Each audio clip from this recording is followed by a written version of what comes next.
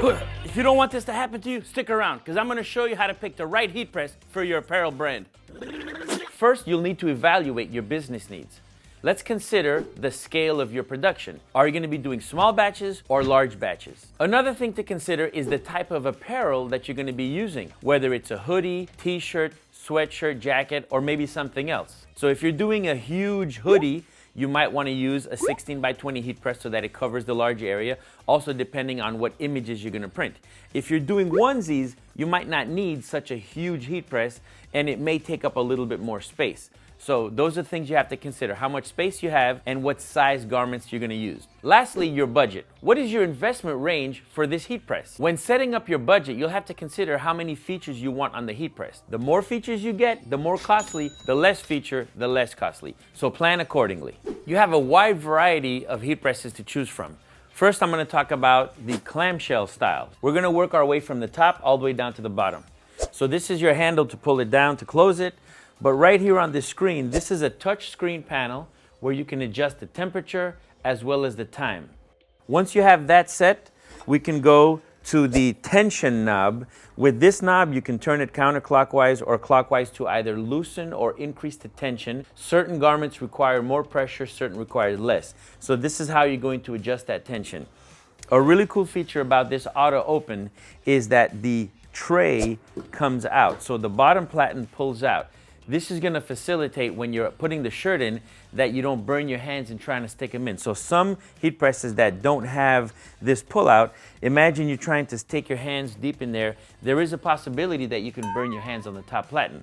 Whereas with this one, since the platen pulls out, or the lower part, you can just take your shirt, set it up with ease, make sure you have it just centered. You can place your design, you close it, and close the heat press. If you're like me, I'll get squirrely. You know, something will grab my attention and I'll walk away and I'll forget that the heat press is there. So the auto open feature really helps for those instances. Because of the large surface area, you can press really large designs, or you can place many patches and apply glue to them all at the same time instead of doing one at a time. Don't be intimidated by its size. All this is a large ironing board with a built-in iron. Now let's talk about these. This machine is the swing away heat press. The reason we call it that is because the heat press swings away. One of the added benefits to the swing away is that it exposes the entire platen, and you're able to place your designs, your shirts, whatever it is that you're going to press very easily without having to worry about getting burnt or having anything in the way. So it gives you a clear access to everything that you're doing. And when you're ready, you just swing the platen back into it and press. This one is not auto release, but it does have a timer and it will beep to let you know that the press is finished. Once it beeps, you just lift it up, swing it away, and you're good to go. So you need a little bit more room for this one because it does have to swing away, so you can't put this up against the back of the wall. But it's really nice because it really gives you full access to the platen with nothing in front of it, nothing in between. And so you can lay everything that you want. They do come in a variety of different sizes. And also on some models, you can even change these, as some of them are 6-in-1. So you can have multiple heat presses in one. So that's the advantage of having something like this. All right, now that we're done pressing apparel, let's talk about hats. With this hat press, you can do things like this. And I'm gonna leave a link to that video in the card above and in the description below. So this hat press is an auto open hat press. It's very similar to the 16 by 20. You've got a touch screen here that allows you to program the time. It tells you the temperature that you put it at, and it tells you the current temperature where it's going. And also you can manipulate the seconds to time it exactly how you want. Again, one of the beautiful things about this is that you can use the auto open feature. So if you're like me and you forget, I'm liable to walk away, go have dinner, come back, and it's still heating. So with the auto open, it'll auto open and I won't have to burn anything. So here you take your hat, you put it in just like this. Now I had it set to 110 seconds, that's why it stayed closed, but let me just put it for 10 quick seconds. So let's just go for 10 seconds. You hit enter, now it's 10. So I'm not gonna reheat this hat again, but you would put the hat just like this, place your image right on top and close it. So just so you can see, I'm gonna close it, it stays locked, and in 10 seconds, you're gonna notice it's gonna beep and then open up all by itself.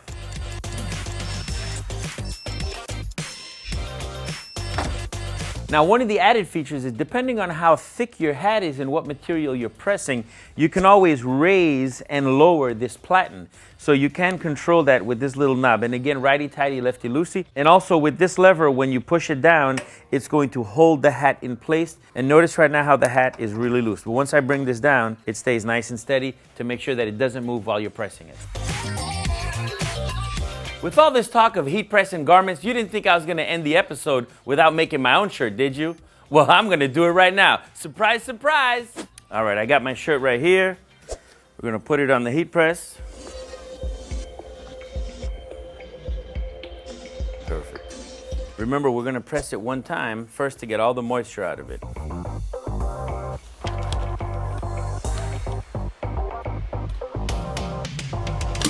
If you guys want to learn more about how to place your design, I'm going to leave a link to a video in the card above, in the description below, on how to place the image every time perfectly.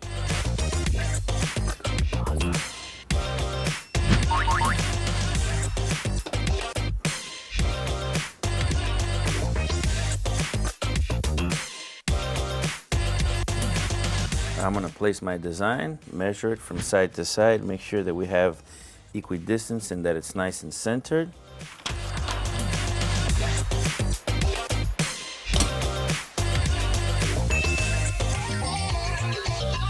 Now this film is a hot peel, hot and quick. So we're just gonna take this off, and you gotta go low and quick. So we're gonna grab the corner, grab this little edge, peel it off just like that, and there's your image.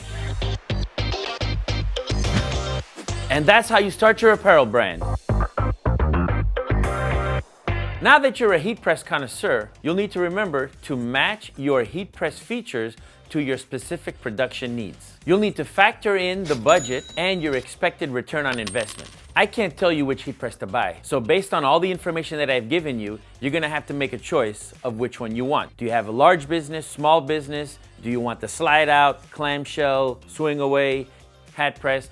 So depending on what you need, you'll have to make that determination for yourself. Hopefully, watching this video has made it a little bit easier for you to try to select which one is best for you. If you need more information, you can always check out our heat press guide at shop.ricoma.com. Thank you for watching, and we'll see you on the next video. Happy pressing!